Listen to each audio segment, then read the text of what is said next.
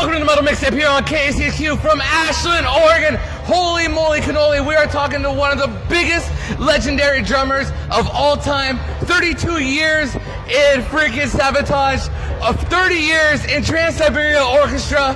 I've talked to the man before over Zoom. He's even better looking in person. The one and only Jeff Plate. Jeff, what is up, dude? Dude, the heat has gotten to you today. You know what it is, man? Is that I've been loving heavy metal since I went to Ozfest 2004.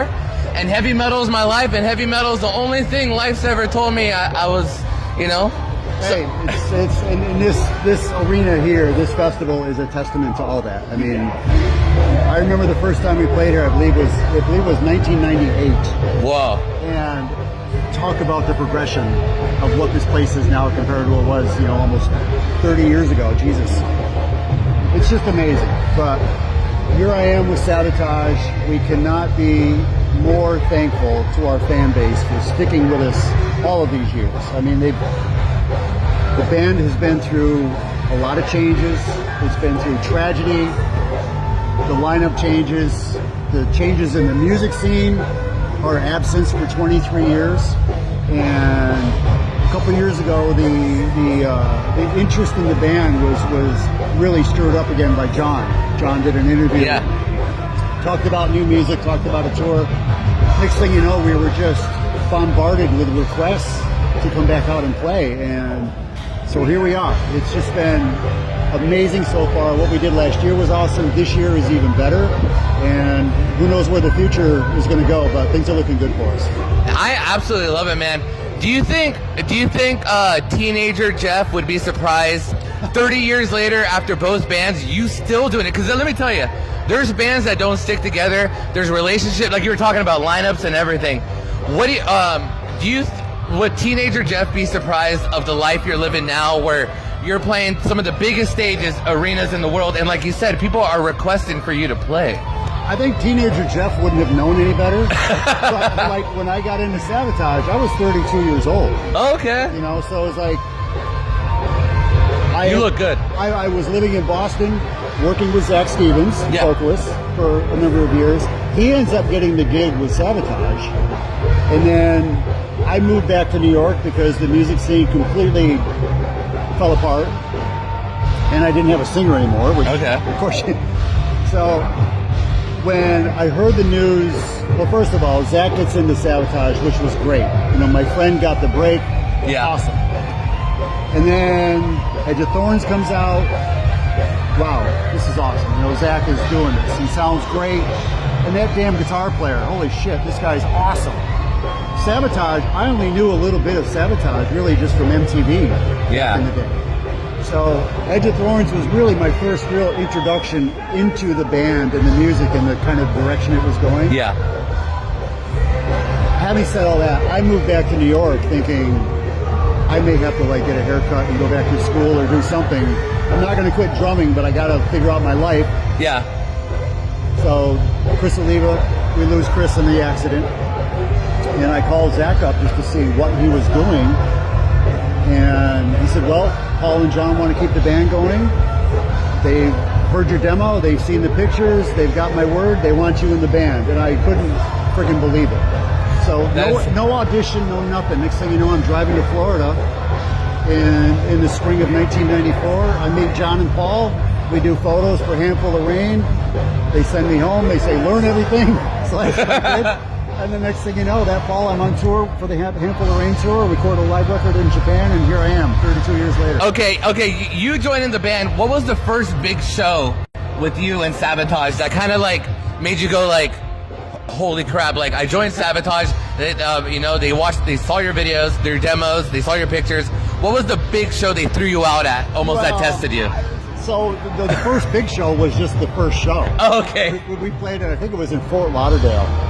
And I remember sitting in the room, and I can remember Johnny kind of poking at me a little bit, because I was just looking at my drum kit on that stage and going, I can't freaking believe I'm here with this band. I'm going to be on tour with these guys, you know?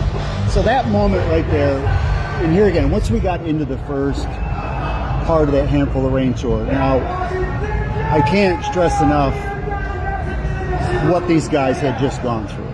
You know, losing Chris Oliva, John lost his brother, Johnny lost his best friend, Paul, you know, it was just such a heavy friggin' situation. And I came in just knowing, okay, dude, this is your shot.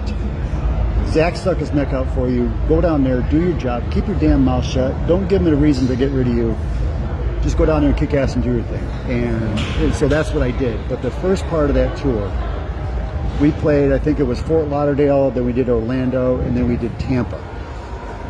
In Tampa, I never thought we were going to get out of Tampa. There was so much emotion with everybody. It's like John and Johnny both. How the hell are we going to do this without Chris? And we forged on, and the thing just started clicking and gelling and getting better and better. When we did the Dead Winter Dead record, brought Chris Caffrey back in the band. Yep. El Pacelli came in, and then when we did like I said, the Dead Winter Dead record, but that record completely clicked over here in Europe. So all of a sudden there was this resurgence of interest in the band in Europe because this record was speaking to something that was happening over here, you know? Yeah, it's true. And then ironically, Christmas Eve, Sarajevo 1224 hits the radios in America. Now we got this huge hit in America and all this stuff going on. But the initial part of it was just, I was numb for months. Yeah. I couldn't believe I was there. Next thing you know, I'm on a plane to Japan. I did a live record. And I was saying earlier, I always had this thought or this goal that if I could do one record in one tour, I won. You know, there's so many people that try to do what I do and never get close to that. And all of a sudden, within a matter of a few months, I was on this tour with this friggin' awesome band. I was doing a record. Well, it was a live record, but still I was doing a record. Yeah, I got home after that tour and I just had to like pinch myself and go, damn, that just happened. That is absolutely incredible, man. And just to hear everything your band went through and overcame to hit that next level, especially when the new interest is coming in. Yeah. It's a lot of pressure, but you knocked it out, man. This is what Savatage is doing now isn't about us, these band members. You know, the music that John and Chris created, along with, you know, Doc and Johnny back in the day, they set the tone for Savatage. You know, Power of the Night, Sirens, Dungeons, All the Mountain King. Working with Paul O'Neill, who took the band into other areas, you know, more keyboards, more orchestrations, a little more melody and, you know, stuff like that. There's a real uniqueness and a power to the Savatage music, and I think that's why. It is, even though we maybe have been under the radar, the lineups have changed over the years, but the music and the lyrics and the emotion behind these songs has always been the same. And these fans have never forgotten that. Now, these fans that saw us 23 years ago have kids that are now getting into Savatage. Yeah. And it's like it's getting passed down from generation to generation. And I think there's no greater testament to the work that those men created years ago than what you're going to see on stage tonight, what you're going to see in the audience. Because you got people singing words to every friggin' song that we play. Fists are in the air. Grown men are crying when we play Believe. You know, it really touches you when you see this. It's like, you know, this isn't just a rock and roll band. There's a little more to this than that. People have sent hundreds, thousands of notes how Savatage helped them get through tough times, and Believe is a song that saved their life. Wow. And this is reality for a lot of people. So for us, it's just amazing that the fans have stuck with us. We take this very seriously. We know damn well, you know, we're very lucky to be back on stage, but we're also treating it with that much more respect now that we've gotten 23 years of growing up under our belt. You know, we get on stage and I think we're probably as good or better than we've ever been. I love it. You know what? That's a perfect lead into my last question. At the end of the day of a show, or anytime you're doing a tour or anything, what do you want people to remember you from? And also, what kind of impact are you trying to leave like on people's hearts? You're talking about the notes and everything, how it means a lot to them. They're getting emotional.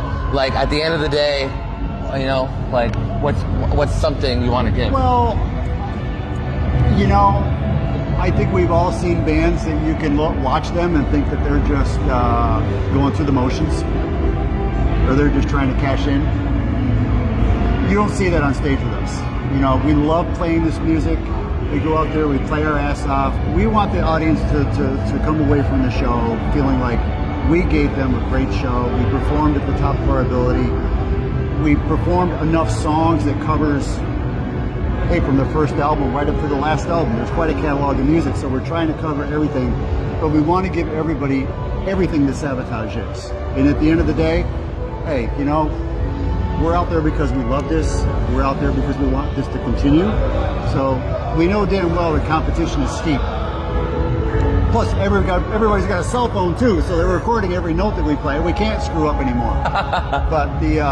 But just the impact of the crowd on us, we want them to feel the same from us to them also. And hey, we're going to be back. We're going to be better than ever again next time around. And you know, hopefully the future is. We got a long future ahead for us. I love it. I love it. We're talking to the legendary Jeff Play from Savatage. They are playing tonight at Wacken Open Air. Jeff, it's been an absolute pleasure, dude. I appreciate you so much taking time out of your time, dude. Appreciate it. Wacken on 3. 1, 2, 3. Wacken!